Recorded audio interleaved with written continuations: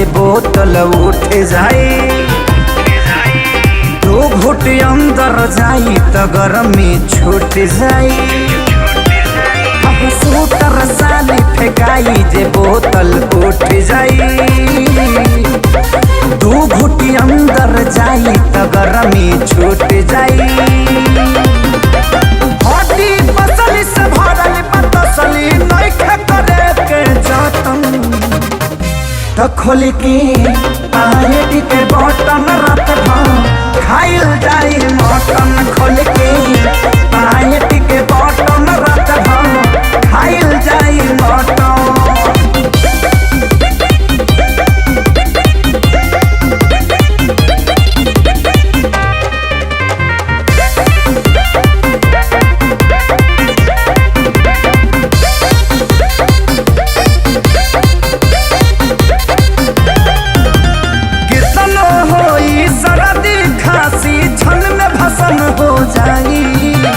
नरम मीट के गरम करे भी जबली बरवा पाई भाई, जबली बरवा पाई भाई, जबली बरवा पाई।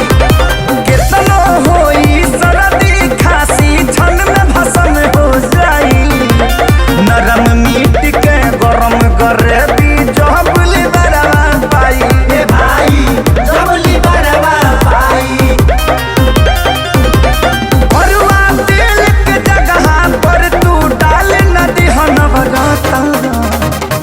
तो खोल के पाएट के बटन जाते खाइल जाई मटन। खोल के पाएट के बटन रात खाइल जाई मटन।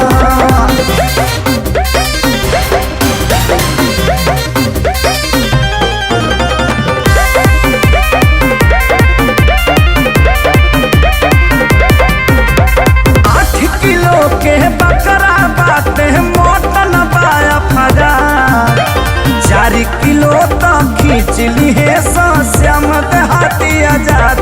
एक बेर खइलो के बाद, एक बेर खइलो के बाद, 8 किलो के बकरा बाते मोटन पाया फजा, 4 किलो तो खींच ली है श्याम देहाती आजाद। एक बेर खइलो के बाद, एक बेर खइलो के बाद, खाई पीबे कला दम भर मांसो खेसारी बिछा के खइहे कटन। तो खोल के पाएट के बटन जाते खाइल जाई मटन। खोल के पाएट के बटन जाते खाइल जाई मटन। पैट खुला तले के मुंह से खाए के बाबू। विकास भैया लील गए लेग पीस।